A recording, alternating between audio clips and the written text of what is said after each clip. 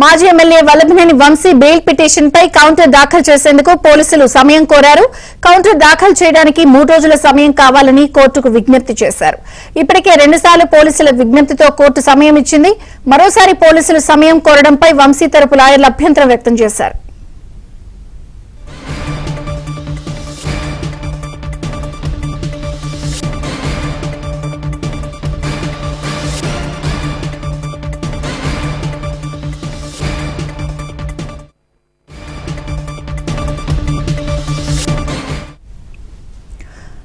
మాజీ MLA Vallabhaneni Vamsi bail petition పై counter దాఖలు చేసేందుకు పోలీసులు సమయం కోరారు. కౌంటర్ దాఖలు చేయడానికి 3 రోజుల సమయం కావాలని కోర్టుకు విజ్ఞప్తి చేశారు. ఇప్పటికే 2 సార్లు పోలీసుల విజ్ఞప్తితో కోర్టు సమయం ఇచ్చింది. మరోసారి పోలీసులు సమయం కోరడంపై వంశీ తరపు లాయర్లు అభ్యంతరం వ్యక్తం చేశారు.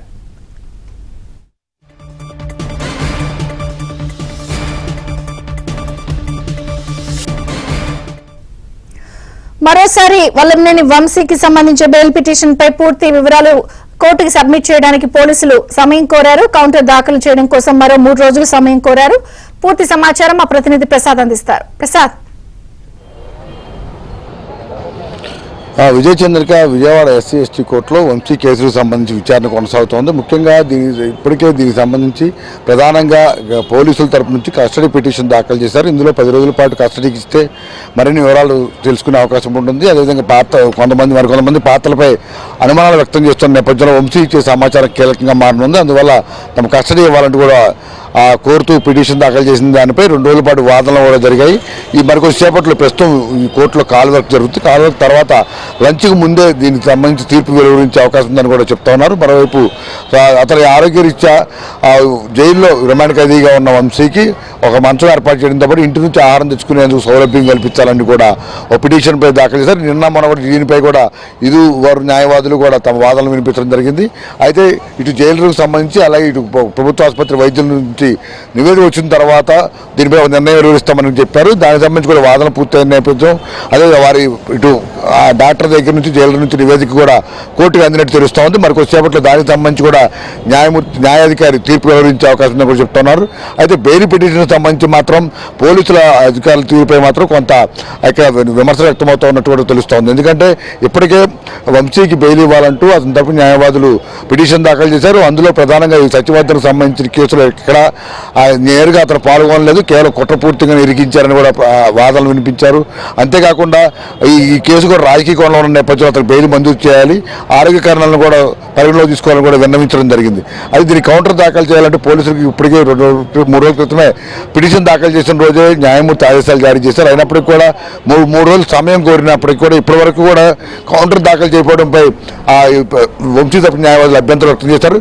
ఈరోజు కౌంటర్ దాఖలు చేస్తారని భావించినప్పటికీ కూడా ఈరోజు కూడా మరో 3 రోజుల పాటు సమయం కోరుతూ మరో పిటిషన్ వేయడంపై కూడా అభ్యంతరం వ్యక్తం చేస్తారు. దీనిపై న్యాయమూర్తి ఎలా స్పందిస్తారని కూడా వేచి చూడాలి. అయితే పోలీసులు ఇప్పటికీ 3 సార్లు సమయం కోరడంపై కూడా దీనికి సంబంధించి కొంత న్యాయవాదులు కూడా కొంత విమర్శ వ్యక్తమవుతున్నాయి. వెంటనే ఇప్పటికైనా కూడా కేసు, ఎందుకంటే ఇప్పటికే కేసులు ఇచ్చా రాజకీయ కారణాలతో రాజకీయ విమర్శల నేపథ్యంలో పోలీసులు కూడా పూర్తి స్థాయిలో అన్ని కోణాల్లో ఈ కేసును చాలా తీవ్రంగా పరిగణించి వెంటనే కోర్టుకి అవసరమైన సమాచారం అందించాలని మాత్రం అందరూ అభిప్రాయపడుతున్నారు. ఈ 3 అంశాలకు సంబంధించి మరికొద్దిసేపట్లోనే న్యాయమూర్తి ఎటువంటి నిర్ణయం తీసుకుంటారు, ఎటువంటి తీర్పులు వివరిస్తారని కూడా అందరూ ఆసక్తిగా ఎదురు చూస్తున్న పరిస్థితి ఇక్కడ కనిపిస్తుంది. విజయ చంద్రిక.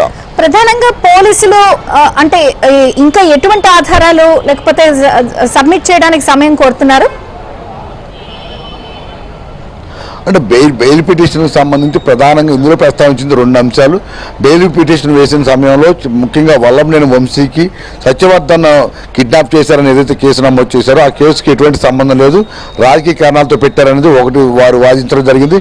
అదేవిధంగా ఈ కేసుకు సంబంధించి కూడా ఎక్కడా కూడా సత్యవర్ధన్ నేరుగా వంశీతో ఎక్కడ మాట్లాడిన కాల్ రికార్డ్స్ కానీ ఎక్కడ ప్రూఫ్లు లేవు, ఇదంతా కావాలని పెట్టారని మాత్రమే వారు వాదించారు. అదే పోలీసులు మాత్రం మొదటి నుంచి చెప్తుంది ఏంటంటే వంశీ నేరుగా సత్యవర్ధన్తో మాట్లాడకపోయినప్పటికీ కూడా కొన్ని ఆయన కలిసినట్టు సీసీ కెమెరా ఫుటేజ్ తమ వద్ద ఉంది.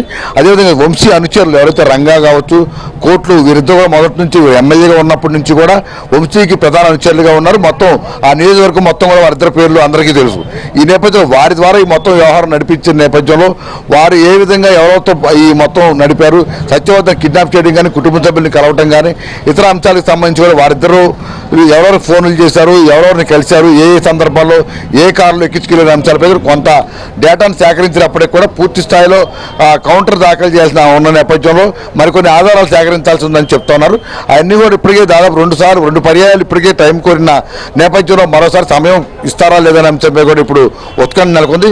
ఇప్పటికైనా పోలీసులు ఉన్న ఆధారాలన్నా ముందు సబ్మిట్ చేస్తే కొంతవరకు ఈ విచారణ జరిగే అవకాశం ఉందని కూడా అభిప్రాయపడుతూ ఉన్నారు. అయితే ఒకవేళ ఇప్పుడు ఉన్న సాక్ష్యాలు కోర్టు కనుక పరిగణలోకి తీసుకుంటే బెయిల్ పిటిషన్ కొట్టివేసే అవకాశం ఉంటుంది. ఒకవేళ పరిగణలోకి తీసుకోకుంటే బెయిల్ ఇచ్చే అవకాశం కూడా ఉంటుంది. ఈ పరిణామాల నేపథ్యంలో పోలీసులు ఆచితూచి అడిగేయాలని నిర్ణయిస్తున్నారు. అందులో భాగంగానే కొంత జాప్యం చేస్తున్నట్టు కూడా పోలీసు వర్గాల నుంచి మనకు అందుతున్న సమాచారం. కానీ ఇప్పుడు 2 సార్లు సమయం కోరిన నేపథ్యంలో 3వ కూడా కోర్టు సమయం ఇస్తుందా లేదా దాన్ని పరిష్కరిస్తుందనే అంశంపై కూడా ఇప్పుడు ఉత్కంఠ నెలకొంది. ఈ రోజు పిటిషన్ సంబంధించి కూడా ఇటు ఆ బెయిల్ పిటిషన్ సంబంధించి కూడా న్యాయాధికారి ఏ విధంగా స్పందిస్తారని కూడా అందరూ వేచి చూస్తున్నారు. ఇక మరి కాసేపట్లోనే ఆ వంశీకి ఆహారం, మంచం సంబంధించిన సౌకర్యాలు, మరోవైపు కస్టడీ పిటిషన్పై మాత్రం తీర్పు వెలువడనుంది. విజయచంద్రిక. Thank you Prasad.